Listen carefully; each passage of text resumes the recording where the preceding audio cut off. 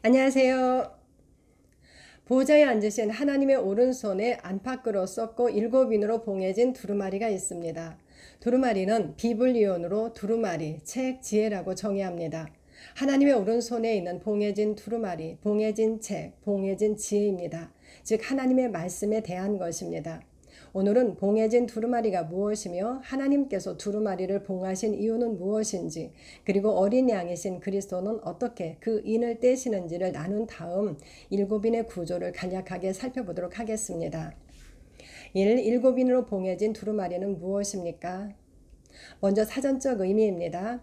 이는 헬라어 스프라기스로 도용 등을 방지하기 위한 표지, 함축적으로 소유 또는 진위를 위한 표식의 인, 즉 도장이라고 정의합니다. 봉하다는 헬라어 카타 스프라기조로 단단히 봉하다, 인봉하다라는 뜻이 있습니다.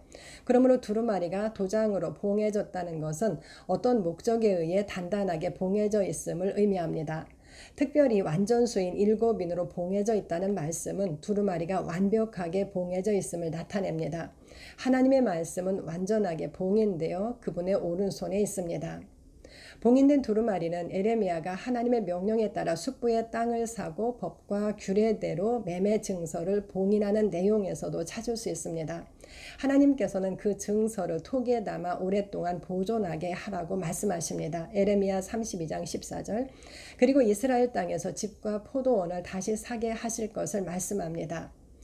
봉인된 땅 매매 증서는 그때 그가 없을지라도 확실히 그의 것으로 보존됨을 알 수 있습니다. 다음은 하나님의 말씀과 관련하여 봉한 책에 대한 말씀을 살펴보겠습니다. 이사야 29장 10절 11절입니다. 대저 여호와께서 깊이 잠들게 하는 영을 너에게 부어주사 너의 눈을 감기셨음이니 그가 선지자들과 너희 지도자인 선견자들을 덮으셨음이라. 그러므로 모든 계시가 너희에게는 봉한 책의 말처럼 되었으니 그것을 글 아는 자에게 주며 이르기를 그대에게 청하노니 이를 읽으라 하면 그가 대답하기를 그것이 봉해졌으니 나는 못 읽겠노라 할 것이요. 이 말씀은 너희는 놀라고 놀라라 너희는 맹인이 되고 맹인이 되라 라는 말씀으로 시작됩니다. 하나님께서 깊이 잠들게 하는 영을 부어주셔서 선지자들과 선견자들의 눈을 감기셔서 모든 계시가 봉한 책의 말처럼 되었다고 말씀합니다. 그러므로 글 아는 자도 봉해져 있어서 못 읽겠다고 할 것을 말합니다. 글 아는 자도 읽을 수 없는 말씀이 봉인된 두루마리입니다. 하나님의 말씀은 7인으로 봉해져 있었습니다. 한 구절 더 보겠습니다. 다니엘 12장 4절 8절 9절. 다니엘아 마지막 때까지 이 말을 간수하고 이 글을 봉함하라. 내가 듣고도 깨닫지 못한지라. 내가 이르되 내 주여 이 모든 일의 결국이 어떠하겠나이까 하니 그가 이르되 다니엘아 갈지어다. 이 말은 마지막 때까지 간수하고 봉함할 것임이니라. 하나님께서는 다니엘에게 마지막 때까지 이 말을 간수하고 이 글을 봉함하라고 말씀합니다. 이 구절 앞에는 마지막 때에 있을 일들이 기록되었습니다. 다니엘은 세마포 옷을 입은 자에게 모든 일의 끝이 어느 때인지 묻습니다. 그러나 그는 그 대답을 듣고도 깨닫지 못했습니다. 그에게 그 말은 봉인된 말과 같았습니다. 세마포 옷을 입은 자는 마지막 때까지 그 말을 간수하고 봉함할 것임을 말합니다. 다니엘이 들은 말은 다니엘에 의하여 기록되므로 간수, 즉 보존되고 깨닫지 못한 채 봉인되었습니다. 이것이 봉해진 두루마리입니다. 말씀이 없어서가 아니라 읽고도 듣고도 깨닫지 못하는 말씀입니다. 하나님은 그분의 말씀을 보존하기 위하여 기록하게 하셨고 깨닫지 못하도록 봉인하여 두셨습니다. 다음은 펴진 두루마리에 대한 말씀을 살펴보겠습니다. 에스겔 2장 9절에서 3장 1절입니다. 내가 보니 보라 한 손이 나를 향하여 펴지고 보라 그 안에 두루마리 책이 있더라. 그가 그것을 내 앞에 펴시니 그 안팎에 글이 있는데 또 그가 내게 이르시되 인자야 너는 발견한 것을 먹으라. 너는 이 두루마리를 먹고 가서 이스라엘 족속에게 말하라 하시기로. 한 손이 에스겔을 향하여 펴지고 그 안에 두루마리 책이 있습니다. 그리고 에스겔에게 그 펴진 두루마리 책에서 발견한 것을 먹으라고 말씀합니다. 펴놓인 두루마리에서 발견한 것입니다. 이어서 주님은 그 두루마리를 먹고 가서 이스라엘에게 말하라고 하십니다. 계시록 10장에도 이와 비슷한 말씀이 기록되어 있습니다. 주님은 요한에게 가서 바다와 땅을 밟고 서 있는 천사의 손에 펴놓인 작은 두루마리를 가지라고 말씀합니다. 계시록 10장 8절. 펴놓인 두루마리입니다. 그가 가서 그 작은 두루마리를 달라 하자 천사는 요한에게 그것을 갖다 먹어 버리라고 말합니다. 그리고 그것을 먹은 요한에게 가서 다시 예언하여야 할 것을 말합니다. 두루마리가 펴지면 그 안에서 발견하는 것, 즉 깨닫는 말씀이 있게 됩니다. 봉안책의 말 같은 것이 읽어도 알 수 없는 상태라면 펴진 두루마리는 알 수 있는 상태를 의미합니다. 그러므로 인봉한 두루마리를 떼는 것은 말씀의 계시가 열리는 것으로 볼 수 있습니다. 인봉이 펴지면 내용의 뜻을 발견할 수 있고 그 말씀은 양식이 됩니다. 에스겔도 요한도 펴놓인 두루마리를 먹고 가서 예언할 것을 말씀하였습니다. 말씀을 깨달아 그 말씀을 먹은 자는 복음의 나팔을 불어야 합니다.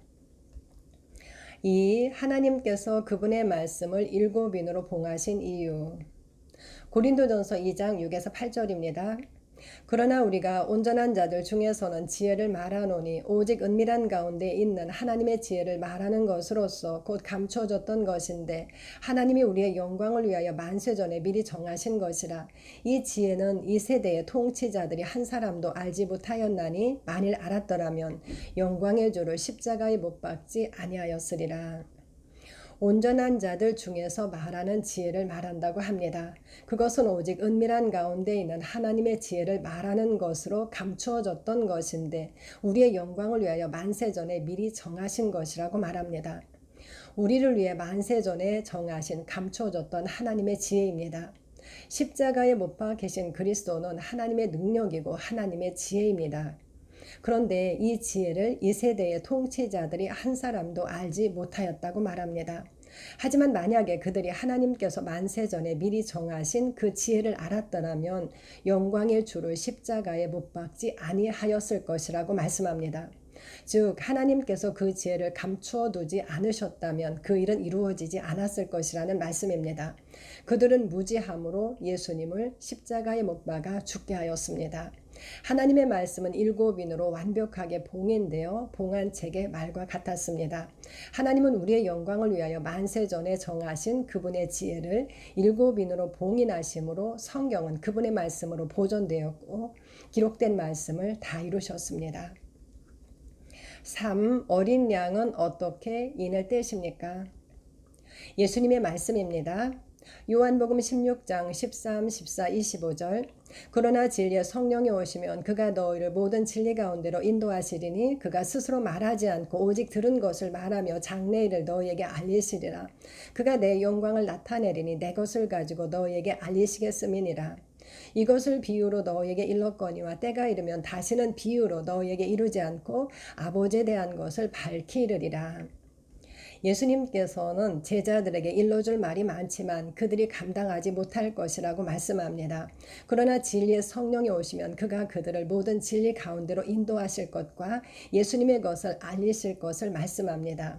진리의 성령님이 오셔야 이루어질 일들입니다. 그러므로 비유로 말씀하셨지만 때가 되면 아버지에 대한 것을 밝히 말씀하시겠다고 하십니다. 성령님이 오시는 날 비유가 아니라 진리를 열어 밝히 이르실 것에 대한 말씀입니다. 그렇다면 성령님은 어떻게 우리 가운데 오실 수 있었습니까?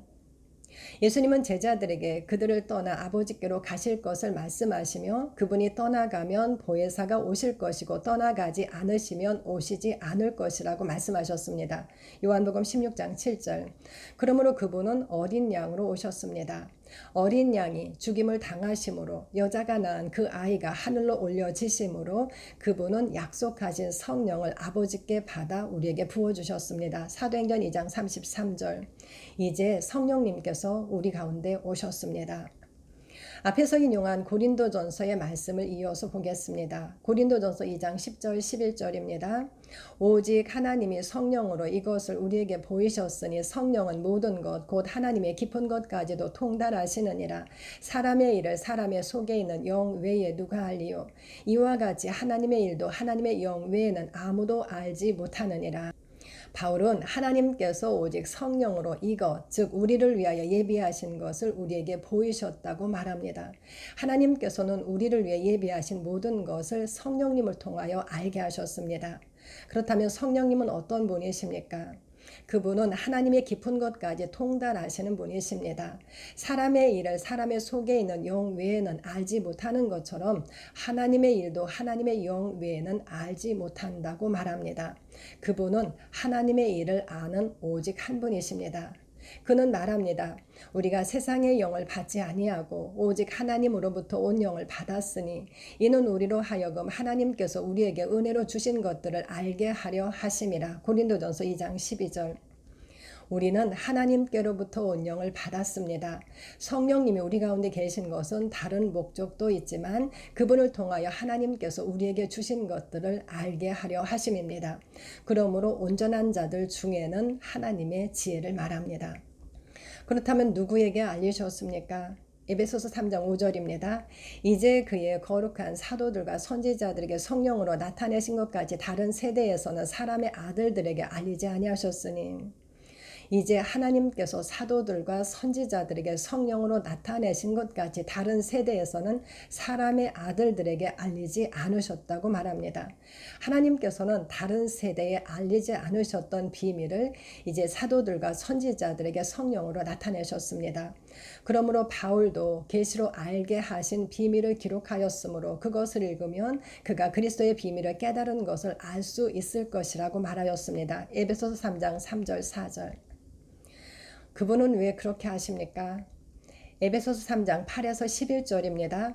모든 성도 중에 지극히 작은 자보다 더 작은 나에게 이 은혜를 주신 것은 측량할 수 없는 그리스도의 풍성함을 이방인에게 전하게 하시고 영원부터 만물을 창조하신 하나님 속에 감춰졌던 비밀의 경륜이 어떠한 것을 드러내게 하려 하심이라. 이는 이제 교회로 말미암아 하늘에 있는 통치자들과 권세들에게 하나님의 각종 지혜를 알게 하려 하심이니 곧 영원부터 우리 주 그리스도 예수 안에서 예정하신 뜻대로 하신 것이라. 그것은 측량할 수 없는 그리스도의 풍성함을 이방인에게 알리시고 영원부터 만물을 창조하신 하나님 속에 있는 비밀의 경륜을 드러내시기 위함이라고 말합니다.